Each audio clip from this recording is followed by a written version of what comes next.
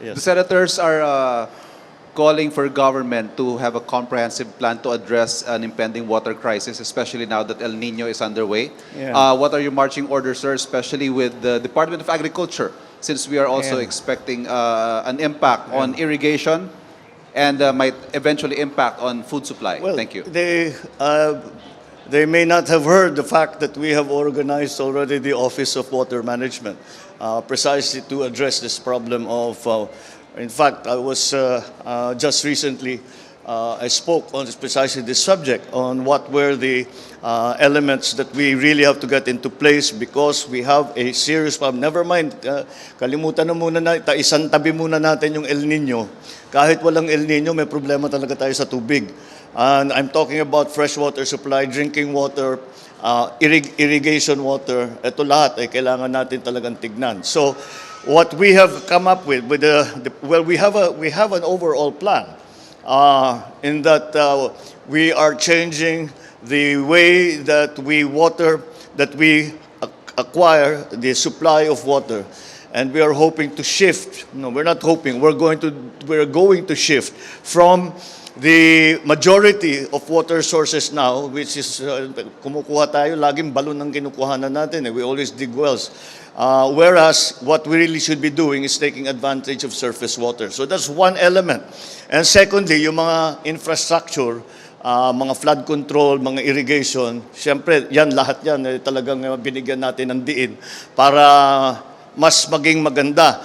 Dahil ang pagbasa sa agrikultura naman, alam naman natin, ang pinakamahalaga na para makakita ng magandang produksyon ay ang patubig. At yan ang titignan natin. We have already identified, in terms of rice production, we have already identified certain varieties, hybrid varieties especially, that do very well during the dry season. So pinapalit-palitan natin yung variety para to take advantage of the different qualities of the different varieties, especially not only of rice, but also of the high-value crops. Dahil pag dry season, usually yung ibang lugar na hindi nagtatanim ng palay ay high-value crops ang kanilang tinitignan. So those are the measures that we have already put into place that are specifically for the Department of Agriculture. But again, the water management problem that we have in the Philippines goes beyond, because it's water, it goes beyond just agriculture. Of course, agriculture is an extremely important part of it. But we are talking about irrigation, water for irrigation, water for power production, our management of surface water, sa flood control, and for irrigation as well. All of these things we have already together a overall plan. Now we have to implement it because we have to put together. There are many agencies that are concerned when it comes to water management. So we have to make it a more cohesive. That's why nagtayo tayo ng Office of Water Management, which presently will be attached to the Office of the President and with DNR.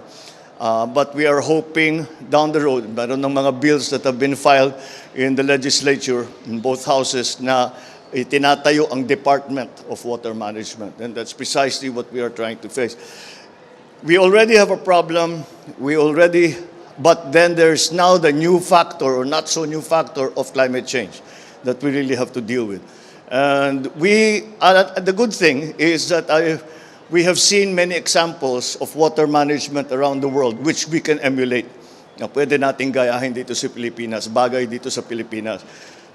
Kasi naman, hindi natin siguro dapat, hindi katanggap-tanggap na ang Pilipinas kulang sa tubig. Dahil alam naman natin, hindi basang-basa ang Pilipinas na we are a tropical country. And so it's just really a question of managing our water. We